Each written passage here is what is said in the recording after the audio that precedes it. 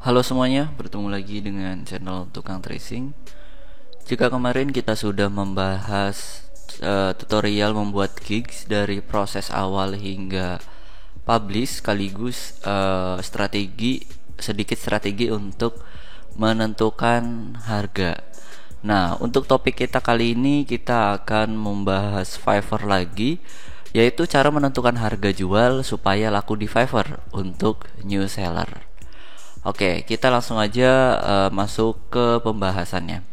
Jadi topik utama kita adalah menjual jasa supaya laku di Fiverr untuk new seller, ya kan? Nah, kita fokusnya untuk new seller. Jadi kita namanya juga akun baru, apa sih yang perlu kita lakuin supaya jasa kita laku? Oke, perlu disimak ya. Yang pertama yaitu teman-teman perbaiki dulu untuk kualitas gigsnya. Nah, itu tips yang pertama. Kenapa perbaiki kualitas gigsnya? Karena customer itu melihat dari gigsnya kita ya. Contohnya seperti ini. Oke, kita coba menjelajah Fiverr ibarat untuk menggunakan ini ya, mode buying gitu ya, untuk mode sebagai pembeli gitu. Nah, kita misalnya pengen cari yang namanya itu kita fokuskan aja di t-shirt ya. Jadi untuk merchandise di sini, nah kita cari yang muncul pertama kali di akun kita adalah thumbnail gigs kita ya. Nah, jadi ini adalah potensi untuk klien mau klik gigs kita, order ke kita atau tidak. Nah, penentunya ada di sini. Jika nanti teman-teman membuat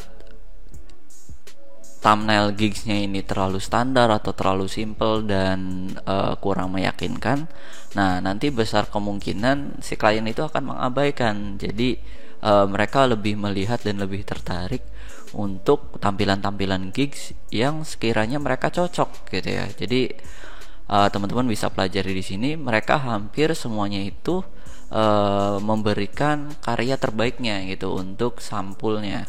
Contoh seperti ini juga, dia kasih nggak cuma satu nih, melainkan 6.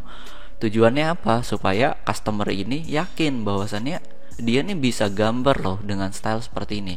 Ini buktinya, saya sudah buat 6 kali dengan desain yang sama dan tetap konsisten gitu. Nah, contohnya seperti itu.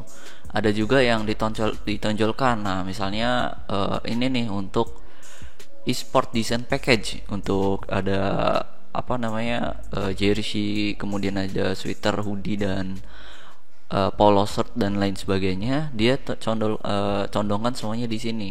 Nah, seperti itu. Kemudian di sini juga ada, malah di sini dia kasih promo ya. Premium book offer $1 per desain. Nah, malah dia kasih promosi nih gitu ya, kayak gitu. Jadi bisa dipahami ya, yang pertama teman-teman harus pastikan gigs teman-teman itu sesuai dengan tema yang kalian jual. Jangan nanti gigsnya temanya itu Jepangan, terus thumbnailnya menggunakan stylenya streetwear seperti ini. Nah, itu kan nggak masuk gitu loh, nggak masuk dengan style dengan thumbnailnya kita gitu ya. Nah, hal itu sudah dibahas kemarin. Pokoknya teman-teman lihat aja di sini. Aku sudah singgung banyak hal di sini ya. Oke.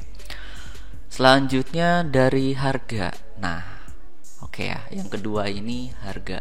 Gak bisa dipungkiri bahwasannya beberapa tipe customer itu mereka pengen cari yang bagus, yang murah, yang cepet. Nah, itu udah apa ya? Udah jadi sebuah putaran yang memang sudah lumrah, dan sekiranya ya itu udah begitu gitu loh, dari sananya pengen cepet, pengen murah, pengen bagus gitu kan. Memang udah tabiat manusia gitu ya, termasuk aku juga ketika pengen cari barang, kalau bisa yang bagus, kalau bisa yang murah sekalian gitu, kalau bisa yang cepet sekalian juga gitu. Jadi ya memang agak egois sih gitu ya, untuk secara psikologi manusia sendiri gitu. Nah, untuk new seller kita, untuk kita sebagai new seller nih, apa yang kita harus lakuin? Nah, masalah harga teman-teman harus bisa riset dulu ya. Nah, di sini kan bisa dilihat bahwasannya ada level 1, kemudian level 2, dan jumlah rating yang ada. Nah, teman-teman bisa jadi acuan gambar-gambarnya di sini, atau bisa juga teman-teman cari sort by. Coba kita cari. Nah, ini yang masih belum ada bintangnya gitu ya, alias masih new seller. Nanti teman-teman bisa lihat nih yang belum ada bintangnya, nanti bisa dilihat dan bisa jadi acuan sesuai dengan stylenya. Misalnya anggap aja teman-teman jualan jasa desain untuk ini ya, untuk style seperti inilah, untuk tipografi misalnya. Nah, kita lihat nih di sini kan dia kasih basicnya $5. Nah, kemudian yang standarnya ini $10. Kemudian yang premiumnya atau yang paling mahalnya itu adalah $15. Nah, ini juga salah satu strategi dia yang dia pakai, yang aku pakai juga di awal untuk menarik konsumen gitu. Jadi udah mah harganya murah, deliverynya juga cepat. Udah mah $5 dikasihnya 1 hari gitu ya. Nah, seperti itu. Jadi ini sebuah langkah yang tepat. Tapi sedikit saran, untuk hal ini harus berhati-hati ketika nanti teman-teman lagi banyak kesibukan atau apapun itu, harus benar-benar di-maintain dengan baik. Karena harga murah kemudian delivery cepat, apalagi di sini unlimited revision, itu bisa jadi sebuah bumerang bagi kita ketika nanti orderannya meledak, kemudian ini masih di setting 1 hari ya, nanti kita kewalahan untuk mengerjakan project, sehingga banyak project yang telat dan terlambat, itu mempengaruhi performa dari akun kita.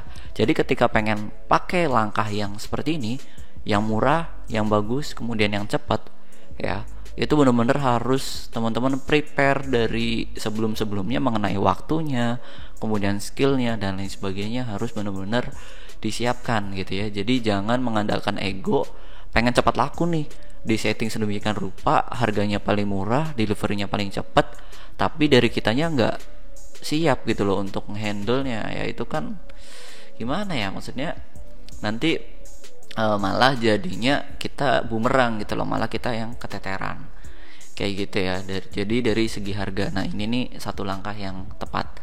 Yang pertama, thumbnail. Fundamentalnya di itu dulu, thumbnail gigsnya, itu tampilan awal previewnya kita bikin semenarik mungkin.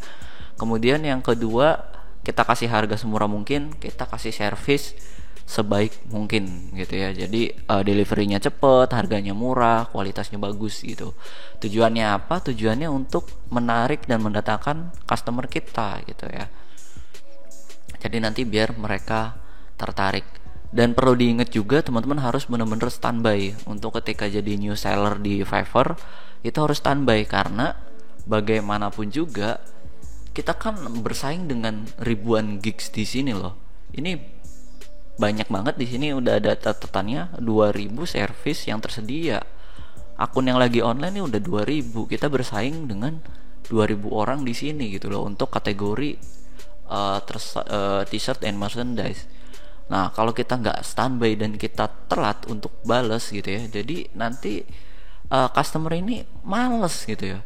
Kayak dia udah ngechat kalian nih, terus kaliannya slow respon kan, ya nanti mereka kemungkinan akan chat seller lain, kemudian dibalas dengan cepat, dan nanti dealnya sama seller lain. Apalagi saingan-saingan kita dengan akun-akun yang udah level 2, kemudian dengan akun-akun yang udah ratingnya banyak, yang masuk ke rekomendasian dari Fiverr nih, yang begini gitu kan, itu ya kita udah kalah telak gitu loh. Apalagi dengan mereka yang udah ratingnya banyak, ini kasih harga yang terjangkau gitu ya. Nah seperti itu, nanti teman-teman bisa main aja di sininya. Misalnya harganya terjangkau tapi deliverynya 1 hari, ini kan dia harganya terjangkau tapi deliverynya 4 hari, ya bisa dimaklumi karena memang dia antrian orderannya pun udah banyak, ratingnya juga udah banyak, jadi ya antriannya udah banyak, jadi wajar aja kalau deliverynya ini lama di sininya gitu. Oke ya, kesimpulannya adalah pertama, perbaiki thumbnail dulu supaya calon customer itu mau klik gigs kita. Kemudian kita standby untuk respon mereka. Kemudian yang ketiga, kita kasih harga seterjangkau mungkin, kasih servis seterjangkau mungkin, dan kalau bisa memang kita kasih sedikit bonus-bonus tuh di mereka. Misalnya walaupun mereka cuman pilih yang gigs yang harganya $5 atau yang paling rendah gitu ya di gigs tersebut. Nah, tapi teman-teman jangan sungkan untuk kasih servis yang premium gitu loh. Ya udah, gak apa-apa meskipun dia bayarnya cuma $5, tapi kita kasih servisnya itu yang premium. Misalnya yang harusnya dapat objeknya simple, kita kasih objeknya yang ribet gitu loh, yang objeknya yang detail gitu. Itu nggak apa-apa, karena kan nanti kita mendatangkan customer dulu dengan harapan dia nanti repeat order. Ketika sudah repeat order dan sudah menjadi bayar setia kita, nanti kita pelan-pelan kasih harga tuh di situ, dinaikin harganya, dan dengan harapan nanti customer pun akan menerima gitu loh, karena kan udah tahu hasilnya. Kita naik harga misalnya dari $5 ke $15 nih untuk yang basicnya, mereka juga pasti nerima karena mereka udah puas gitu loh untuk hasil service dari desain kita. Begitu ya, itu strateginya, dan itu yang aku lakuin sampai sekarang. Karena kan dari akun aku pun masih menuju level 1 ya, menuju level 1. Di sini juga udah beberapa, udah ada antrian dan orderan yang masuk. Nah, kayak gitu. Kita coba review dari gigsnya aku sendiri ya.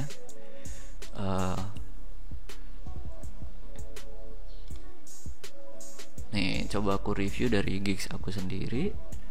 Nah, di sini aku semuanya startingnya $5 semua, karena ya bagaimanapun aku masih perlu banyak customer. Ini masih 23 review gitu kan, jadi masih sedikit, dan ya perlulah gitu loh untuk nambah-nambah rating. Nanti juga aku ketika udah ratingnya udah banyak, ya startingnya pasti dari $15 gitu loh pasti. Nanti pasti bakal dimahalin juga. Dan ini juga sebetulnya aku kasih $10 ya terlalu murah gitu.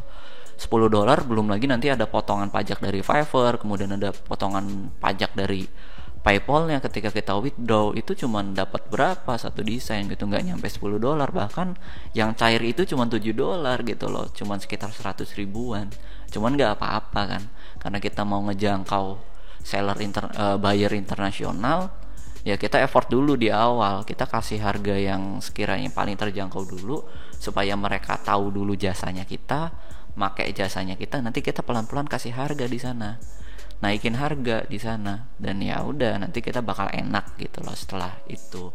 Karena di gigs ini nggak permanen teman-teman bisa ubah nanti judulnya, bisa ubah juga harganya, bisa ubah juga dari thumbnailnya. Jadi semuanya ini masih bisa diutak-atik gitu. Bahkan nambahin gigs baru juga nggak masalah gitu loh, bisa ditambahin lagi. Oke ya, paham ya untuk apa yang aku sampaikan.